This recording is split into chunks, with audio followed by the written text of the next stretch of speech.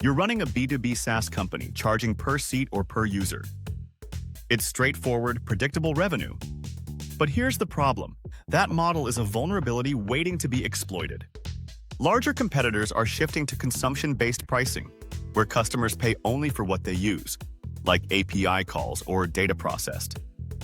This creates an unfair advantage, turning your product into a scalable utility while starving smaller players of cash flow and growth. The stakes are high. If you're not aligned with how customers actually measure ROI, you'll lose high-volume deals to those who are. Smaller competitors get squeezed out because they can't match the low entry barriers without burning capital. In this video, you'll learn the exact mechanism behind this trap and 3 steps to implement it in your business. This shift isn't just about pricing, it's a competitive weapon. Let's start with why consumption-based pricing works so effectively. Pillar 1. The trap. Why consumption-based pricing works. Consumption-based pricing means you charge based on actual usage or value delivered, not fixed fees like seats or licenses. Think of it as billing for outcomes. Every API request, gigabyte processed, or lead generated. This contrasts sharply with traditional per-seat models, which cap scalability. A high-volume customer outgrows your pricing quickly, forcing renegotiations or overpayments for unused capacity. Traditional models fail because they don't align with customer ROI. You pay upfront for access, regardless of results. But in consumption pricing, customers pay only when they derive value, say pennies per successful transaction. This lowers the risk for them, making adoption frictionless. The benefits hit your bottom line hard. Lower entry barriers mean more trials and faster user acquisition. Customers start small, then scale as their usage grows, boosting your lifetime value without upfront sales pressure. High-volume users become your best advocates, as costs match their expanding needs. In real-world terms, dominant players use this to build moats. They mirror customer growth curves, so as your business expands, so does their revenue, naturally. This alignment creates loyalty. Switching feels punitive when you're locked into a usage ecosystem. You've seen it in cloud services. Companies pay for compute hours, not servers.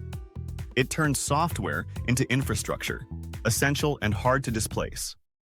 The key takeaway here is that this model shifts power from fixed commitments to variable success, rewarding efficiency. But why does this create a trap? It starts with customer psychology. Fixed pricing feels like a tax. Usage feels fair. Prospects migrate to you because they control costs, testing without commitment. Over time, this compounds. More users mean more data, better network effects, and a flywheel that traditional models can't match. Now, consider the scalability edge. Per-seat pricing plateaus as teams grow. Consumption scales infinitely. You capture upside from enterprise clients who might balk at $100K annual contracts, but happily pay $50K for actual usage in year 1, then $500K as they expand. This is non-negotiable for B2B survival. If your pricing doesn't flex with customer value, you're leaving revenue on the table and inviting disruption. Dominant firms leverage this to predictably outpace rivals, turning pricing into a growth engine. Understanding why it works sets up the real danger, how it systematically starves competitors. Pillar 2. The mechanism, how it starves competitors. The starvation effect begins with low initial costs that pull customers from fixed-price rivals. You offer a free tier or minimal usage fees, say dollars for the first 1,000 API calls monthly.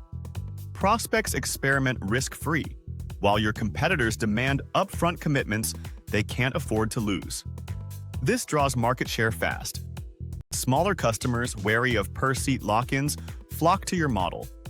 They start paying only when value kicks in, creating immediate stickiness.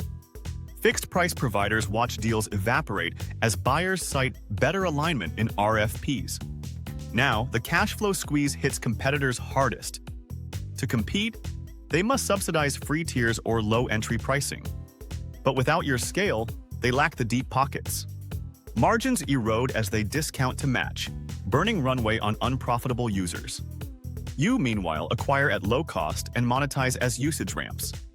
Barriers to entry solidify through usage ramps. Your pricing sets a floor, free or near zero to hook, then tiered increases based on volume. Legacy models can't undercut without cannibalizing existing revenue. New entrants face the same. They need massive upfront capital to fund trials, which delays profitability. Network effects amplify this. As adoption grows, your platform becomes the default.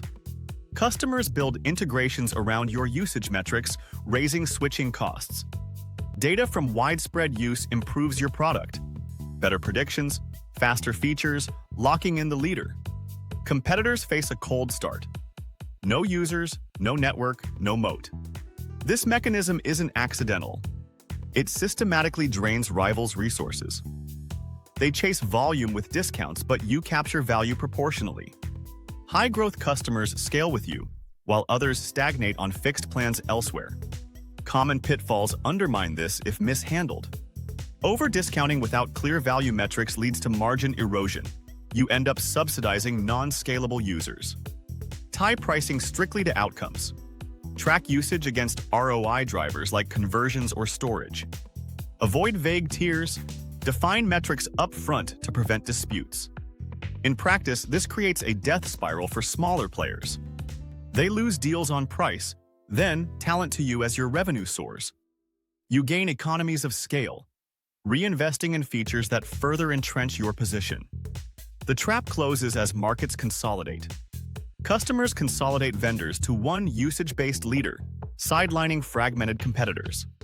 This isn't pricing, it's ecosystem dominance. The mechanism is clear, but execution determines winners. Here's how to implement it. Pillar 3. Execution steps. Implementing the strategy. Execution starts with Step 1. Identify your core value metric. Pinpoint the single unit that drives customer success. For a CRM tool, it might be leads generated or emails sent, not users logged in. You must measure what ties directly to their ROI, revenue impact, or efficiency gains. Analyze customer data. What actions correlate with their growth? This metric becomes your billing anchor, ensuring every dollar charged reflects tangible value. Once defined, move to Step 2. Design pricing tiers. Build a structure with a free or low entry level to hook users. Zero cost up to a threshold, like 1,000 API calls monthly. Then layer progressive scaling. Tiered rates that increase with volume, but always tied to the metric. For example, $0.0 per call beyond the free tier, escalating to volume discounts for enterprises. This creates a funnel. Low-risk entry pulls them in, then usage naturally upsells as they scale. Avoid flat fees. Make tiers flexible to match business cycles. Step 3. Monitor and adjust. Track usage patterns rigorously. Implement dashboards for real-time data on adoption, drop-offs, and profitability inflection points. Refine based on insights. If mid-tier users churn at high volumes, lower that threshold or add caps. Quarterly reviews ensure alignment. Test A/B variations on entry pricing to optimize acquisition costs. Consider a neutral example. A cloud provider shifts from per-seat licensing to compute hours. Enterprise clients start with minimal usage for testing, then ramp as workloads grow.